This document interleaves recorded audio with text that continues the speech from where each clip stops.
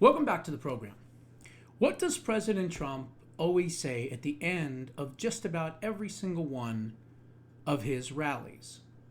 He usually ends every rally talking about how he's going to make America strong again. Then he says, we're going to make America wealthy again. And then we're going to make America safe again. And then we will make America great again. Now, those are not just campaign slogans. Those are promises from this man. And that is exactly what he's doing now that he's been elected for the third time, I might add. So what is he doing? Making America strong again. Well, clearly that is a geopolitical move, making America stronger through the tariffs, making sure that we reset the global order, making sure that America is leading from the front rather than following from behind. Also making sure that China is in check, making sure that these other countries are in check, and making sure that we are indeed the leader of the world. Then what does he say? Make America wealthy again. $21 trillion, folks, in 10 months. Never in American history has that been done before. Not even close. Record-breaking stock markets, inflation in check, gas prices going down. The only issue we have now is the Democrats and this Schumer shutdown. Because what that is doing, essentially, is delaying and delaying and delaying the recovery and the start of the golden age. Now, when I said around November, December, we were going to start seeing a major difference in the economy, I wasn't counting on a, what are we at, 28 days, whatever it is, 27 days of a shutdown. That's now going to take 45 to 60 days once it's over, which hopefully is going to be soon. That is now going to push us back.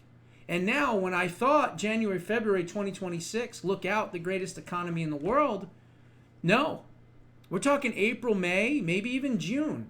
And they did this on purpose because they understand that if they can keep the economy stagnant and not allow President Trump to get into the golden age and get us all doing well, they have a shot to steal these midterm elections.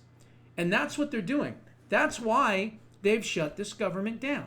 Hopefully the people are not going to punish Republicans, and hopefully the economy will start to recover in enough time, which I think it will, before the midterms. But what does he say after that? He says, then we will make America safe again.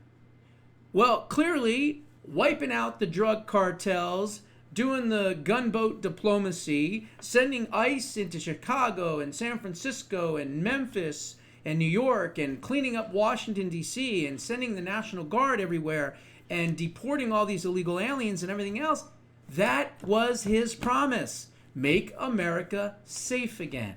Take them all together, and what do you get? You have Make America Great Again.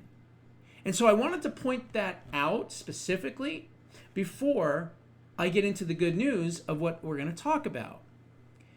ICE is not doing enough. Okay, now, to their credit, the Auto Pen administration let 25 to 30 million people into the country.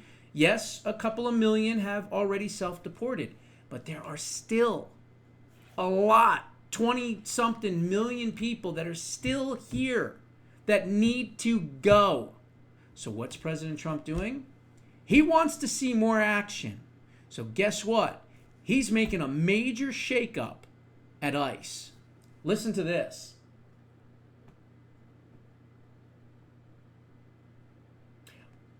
ICE leadership will be changing across all 25 offices around the country. A major shakeup of ICE's leadership is underway across the country as the Trump administration moves to increase deportations. The shakeup will affect approximately half of the country's 25 ICE offices. Border Patrol officials will be taking over the ICE leadership roles. Why is this so amazingly great? because the Border Patrol are the ones that are dealing with these illegal immigrants and aliens right on the border. So who knows better on how to deport people than people that are tasked to keep people from coming in the first place? You see, I think ICE in general is obviously wanting to do the job and get these deportations done. But there are still a lot of these bureaucrats, leftover, entrenched bureaucrats from other administrations that are slow walking deportations. They are slow walking deportations. President Trump has had enough. He wants these people out. We voted for that, and he needs to come through with it, and he will. So listen to this. He is now going to have Corey Lewandowski, who I've interviewed years ago and is helping out with this, spearheading this campaign to get these deportations going, according to reporter Bill Malugin from Fox News. ICE office directors will be reassigned to other positions. Border Patrol Commander Greg Bovino will handpick the replacements. Now, if you don't know who Greg Bovino is, he is America First, MAGA all the way. I would say he is pretty much almost a clone of Tom Homan, okay? So this is somebody that understands the mission at hand, and he's going to handpick the people that are going to be in these ICE offices, and they're all going to be MAGA, they're all going to be America First, and they're all going to kick everyone's ass and tell them, get the hell out there on the street, find these people, and get them the hell out of the country, okay? Per 4 senior DHS and Trump administration sources, a mass removal of ICE leadership around the country is underway, with up to 12 ICE field offices and their chiefs being removed and reassigned in an effort to increase deportation numbers. I am told that the move is spearheaded by Corey Lewandowski, and a handful of the ICE chiefs will likely be replaced by Border Patrol and CBP officials, some of whom will be hand-picking the most aggressive and controversial Border Patrol officials possible, says Commander Greg Bovino.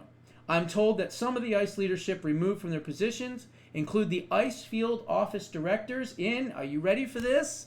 Los Angeles, Phoenix, Arizona, Philadelphia, Pennsylvania, Denver, Colorado, El Paso, Texas, San Diego, California, Seattle, Washington, Portland, Oregon, and New Orleans, Louisiana. This is the best news we could have in so long, because right now they're doing what they can. Now, of course, you have these judicial gnats, as I like to call them, right? These are basically low-level judges that think that they have power, and they think that they can control immigration policy, which of course they can't, but yet they continue to try. And then they get swatted down by the higher courts, or if it goes to the Supreme Court, right? So the good news is that now, with these new folks in charge in these major cities, now what do these cities basically have all in common? They're all run by Democrats. Los Angeles, Philadelphia, Phoenix, Denver, El Paso, San Diego probably, Seattle for sure, Portland, and New Orleans, I think, has a Democrat mayor as well. So, again, we're now going into the big blue cities, maybe not the states themselves, but big blue cities where a lot of the crime is, and, of course, where all the illegals are, because that's where the jobs are, and that's the jobs that they're taking. And it's not just them, it's all of it. It's the fentanyl, it's the drug trafficking, it's the child trafficking, it's the women being raped, it's the murders, it's everything. The violence, the dirtiness, the needles, you name it. That is all going to get cleared up in a very short amount of time, especially if Bovino is hand-picking these people to be in these cities, okay? So I want you to understand that you're going to see, hopefully, maybe as soon as 30 to 45 days, maybe even sooner than that, you're going to start to hear on the news more and more and more deportations. And as we continue to kick these judicial gnats in their asses and win all of these cases, which of course we have the jurisdiction of the federal government, which controls immigration policy. So they're going to continue to do that. They're going to continue to win. Okay? That's what I wanted to tell you. They're going to continue to be able to win. And so this is a wonderful, wonderful development. And again, 20 million illegal aliens, maybe 25 million illegal aliens, who knows? We've got to get at least 8 to 12 million of those out before the midterms. Absolutely have to. Okay? Absolutely have to. And then, of course, we need election integrity and everything else. But this was great news, and I couldn't wait to bring it all to you. Those are my thoughts. What are yours? Put them down in the comments below. We'll see you in the next one.